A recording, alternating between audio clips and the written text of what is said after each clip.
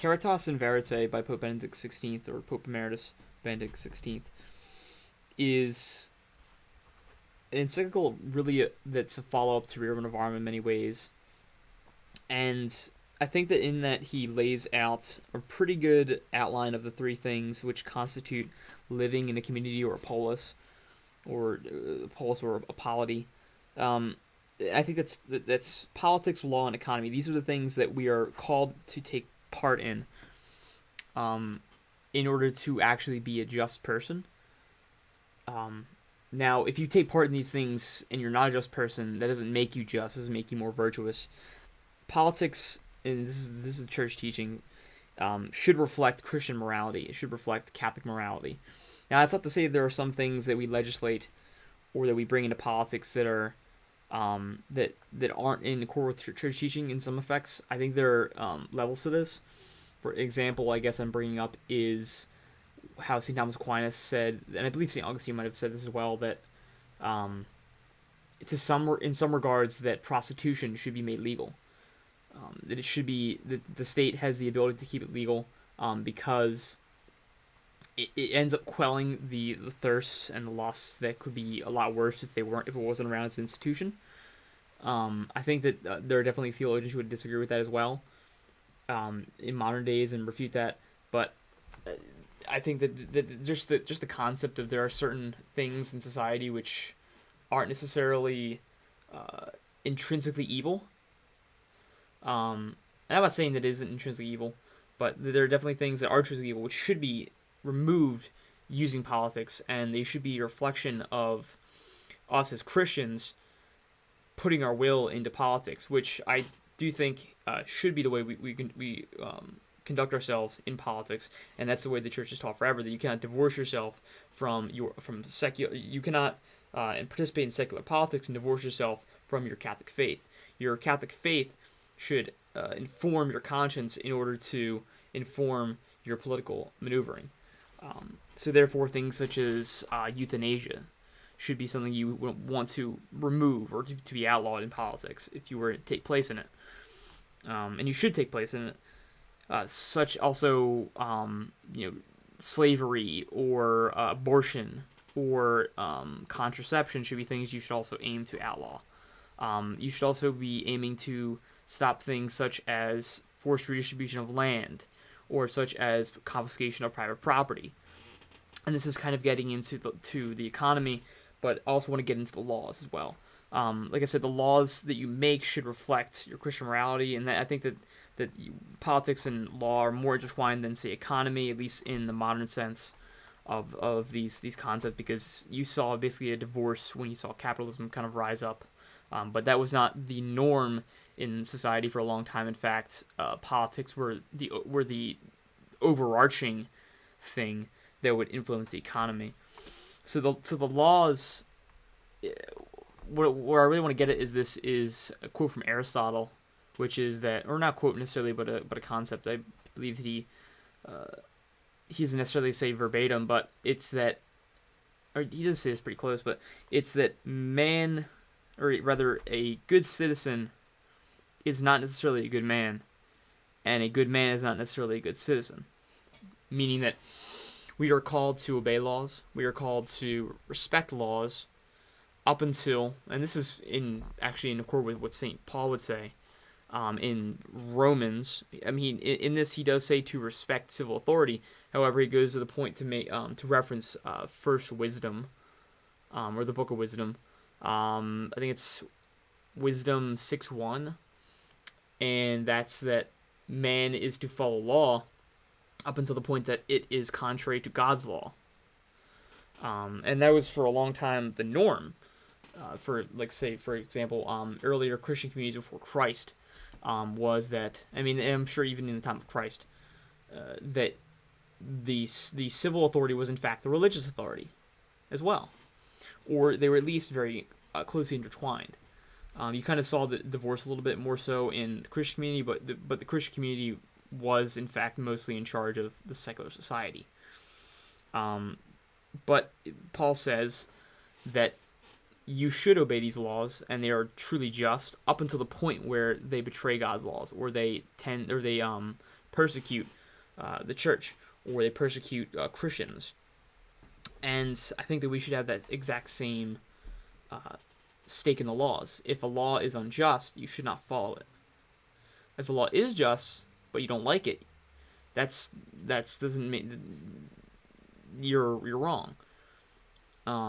You're called to respect authority up until the point where they disrespect God's law and they teach something that's, or they teach or make a law contrary to church teaching, which is informed by divine law. And I think the same goes in regards to the economy as well in many regards.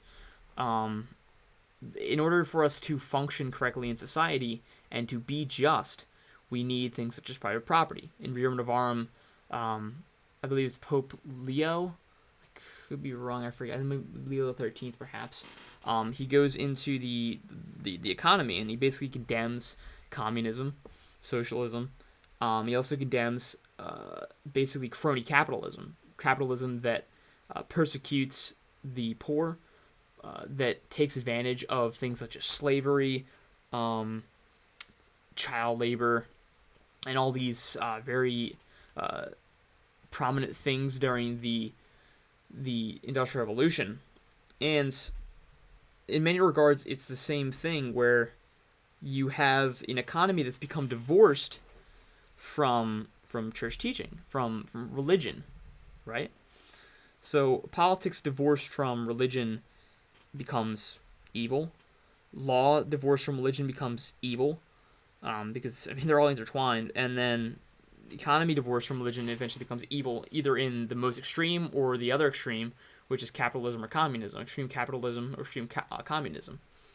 And what he's really getting at is that it's just church teaching, just basic church stuff, where you need private property in order to do the good. Aristotle would also say that you need private property to make these voluntary exchanges of goods. And say, for example, if I were to hold you up at gunpoint and tell me to give you $1, or tell you to give me $1, that would be stealing. Whereas if you came up to me and I needed $1 and you just gave me $1, that would be charity. One of them is good, one of them is not. If I force you at gunpoint to give me $1, that's stealing. And we call the same thing that with excessive taxation or communism, if you would like to call it that. I wouldn't say excessive taxation and communism are necessarily the same thing, but they're pretty close in theory. I think communism definitely is a lot more disordered than extreme taxation, but they're disordered for many of the same reasons, which is that you end up taking away private property and the ability to make free exchanges, which are actually virtuous. And to get to the other point, which is the robots. No, a robot would not be able to participate in the society and fill these functions.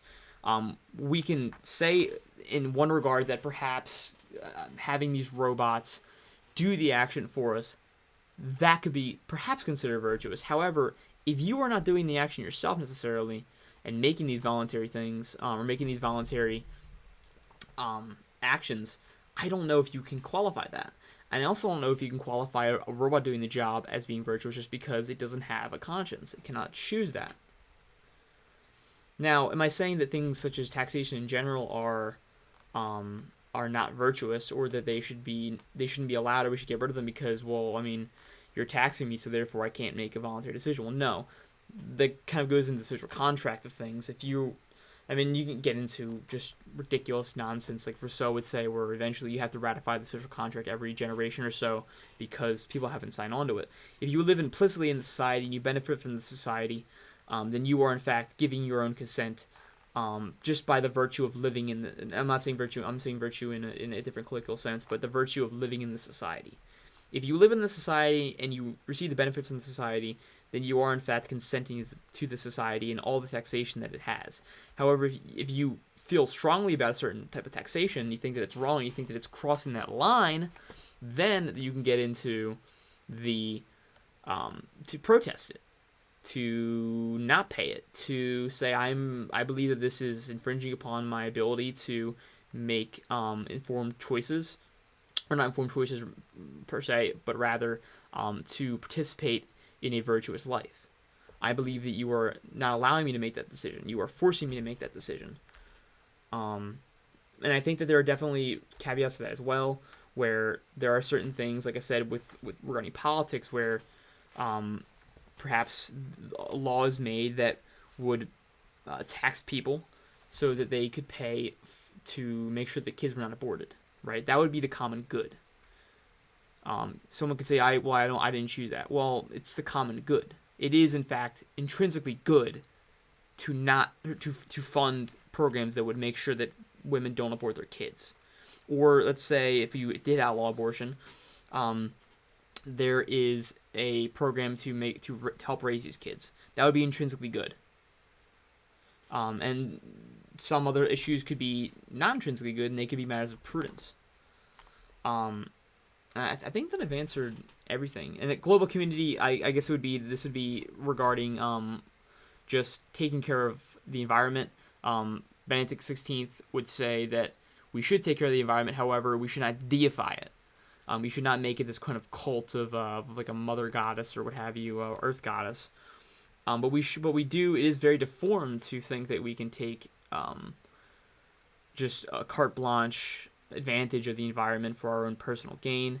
And this is getting into more the broader sense of consumerism, which is also basically making a god out of just capitalism. So I think that's about everything. Hopefully I didn't ramble on too long.